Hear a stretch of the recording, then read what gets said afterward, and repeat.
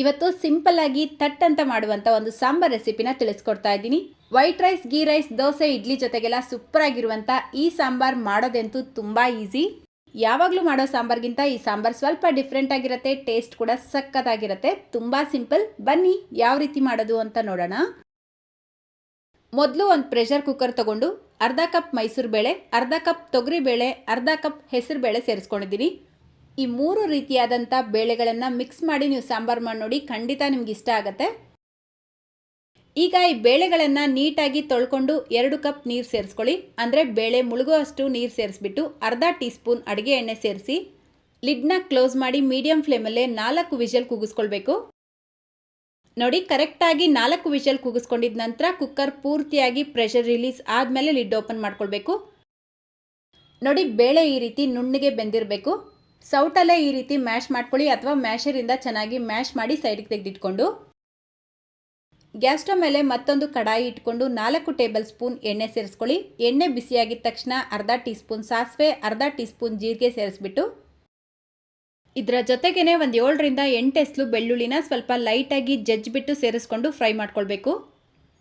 ಈಗ ಸಣ್ಣದಾಗಿ cut ಮಾಡ್ಕೊಂಡಿರುವಂಥ medium ಸೈಜ್ದು 2 ಈರುಳ್ಳಿ, 2 ಹಸಿಮೆಣಸಿನ್ಕಾಯಿ, 2 ಒಣಮೆಣಸಿನ್ಕಾಯಿ, ಸ್ವಲ್ಪ ಕರಿಬೇವಿನ ಎಲೆ ಸೇರಿಸ್ಕೊಂಡು ಫ್ರೈ ಮಾಡ್ಕೊಳ್ಳಿ. ನೋಡಿ, ಈರುಳ್ಳಿ ಈ ರೀತಿ ಟ್ರಾನ್ಸ್ಪರೆಂಟ್ ಆಗ್ತಾ ಇದ್ದಂಗೆ ಇದಕ್ಕೆ ಮೀಡಿಯಂ ಸೈಜ್ದು 2 ಟೊಮೆಟೊ, ರುಚಿಗೆ ತಕ್ಕಷ್ಟು ಉಪ್ಪು ಹಾಕ್ಬಿಟ್ಟು ಚೆನ್ನಾಗಿ ಮಿಕ್ಸ್ ಮಾಡ್ಕೊಳ್ಳಿ. ಟೊಮೆಟೊ ಸಾಫ್ಟ್ ಆಗಬೇಕು, ಅಲ್ಲಿವರೆಗೂ ಇದನ್ನು ಫ್ರೈ ಮಾಡ್ಕೊಳ್ಬೇಕು. ಕರೆಕ್ಟಾಗಿ ಒಂದು 2-3 ನಿಮಿಷಕ್ಕೆ ನಾವು ಸೇರಿಸಿರುವಂಥ ಟೊಮೆಟೊ ಸಾಫ್ಟ್ ಆಗಿರುತ್ತೆ. ಈಗ ಇದಕ್ಕೆ ಅರ್ಧ ಟೀ ಸ್ಪೂನ್ ಅಚ್ಕಾರದ ಪುಡಿ, ಅರ್ಧ ಟೀ ಸ್ಪೂನ್ ಧನಿಯಾ ಪುಡಿ, 1/4 ಟೀ ಸ್ಪೂನ್ ಅರಿಶಿನ, ಅರ್ಧ tea spoon garam masala ಸೇರಿಸ್ಬಿಟ್ಟು mix ಮಾಡ್ಕೊಳ್ಬೇಕು. ಖಾರ ನಿಮ್ಮ ಟೇಸ್ಟಿಗೆ ತಕ್ಕಂತೆ ಜಾಸ್ತಿ ಅಥವಾ ಕಡಿಮೆ ಸೇರಿಸ್ಕೊಳ್ಬೋದು. ಸೊ ನೋಡಿ, ಇದೆಲ್ಲ ಚೆನ್ನಾಗಿ ಮಿಕ್ಸ್ ಮಾಡ್ಕೊಂಡಿದ್ದ ನಂತರ ಇದಕ್ಕೆ ನಾವು ಮೊದಲೇ ಬೇಯಿಸಿ ತೆಗೆದಿಟ್ಕೊಂಡಿರುವಂಥ ಬೇಳೆನ ಸೇರಿಸ್ಕೊಳ್ಬೇಕು. ಇದರ ಜೊತೆಗೇ 2 ಕಪ್ಪಷ್ಟು ನೀರು ಸೇರಿಸ್ಕೊಳ್ತಾ ಇದ್ದೀನಿ. ಅಂದರೆ ಸಾಂಬಾರ್ ಕನ್ಸಿಸ್ಟೆನ್ಸಿ ನೋಡಿಕೊಂಡು ನೀರು ಜಾಸ್ತಿ ಅಥವಾ ಕಡಿಮೆ ಸೇರಿಸ್ಕೊಳ್ಳಿ. ನೋಡಿ, ಸಾಂಬಾರ್ ಕನ್ಸಿಸ್ಟೆನ್ಸಿ ಅನ್ನೋದು ಈ ರೀತಿ ಇರಬೇಕು. ಜಾಸ್ತಿ ತೆಳುವಾಗೂ ಮಾಡ್ಕೊಳ್ಬಾರ್ದು, ಜಾಸ್ತಿ ಗಟ್ಟಿಯಾಗೂ ಮಾಡ್ಕೊಳ್ಬಾರ್ದು.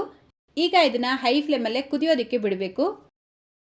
ನೋಡಿ, ಒಂದು 4-5 ನಿಮಿಷ ಸಾಂಬಾರು ಚೆನ್ನಾಗಿ ಕುದಿಸ್ಕೊಂಡಿದ ನಂತರ ಗ್ಯಾಸ್ ಫ್ಲೇಮ್ನ ಕಡಿಮೆ ಮಾಡಿಬಿಟ್ಟು ಅರ್ಧ ಟೀ ಸ್ಪೂನ್ ಸಕ್ಕರೆ, ಅರ್ಧ ಹೋಳು ನಿಂಬೆಹಣ್ಣಿನ ರಸ, 1 ಟೀ ಸ್ಪೂನ್ ತುಪ್ಪ ಸೇರಿಸ್ಬಿಟ್ಟು ಮಿಕ್ಸ್ ಮಾಡ್ಕೊಳ್ತಾ ಇದ್ದೀನಿ. ಸಕ್ಕರೆ ನಿಂಬೆಹಣ್ಣಿನ ರಸ ಸೇರಿಸೋದ್ರಿಂದ ಸಾಂಬಾರು ರುಚಿ ಇನ್ನೂ ಚೆನ್ನಾಗಿರುತ್ತೆ. ಸೊ ಮಿಸ್ ಮಾಡ್ದಿರಾ ಸೇರಿಸ್ಕೊಳ್ಳಿ. ಸೊ ಇದೆಲ್ಲವನ್ನು ಸೇರಿಸಿದ ನಂತರ ಒಂದ್ಸಲ ನೀಟಾಗಿ ಮಿಕ್ಸ್ ಮಾಡಿಬಿಟ್ಟು ಲಾಸ್ಟಲ್ಲಿ ಸ್ವಲ್ಪ ಕೊತ್ತಂಬರಿ ಸೊಪ್ಪನ್ನ ಸೇರಿಸಿ ಗ್ಯಾಸ್ ಫ್ಲೇಮ್ನ ಆಫ್ ಮಾಡಿಕೊಂಡ್ರೆ ಸಖತ್ ಟೇಸ್ಟಿಯಾಗಿರುವಂಥ ಸಾಂಬಾರು ರೆಡಿಯಾಗುತ್ತೆ.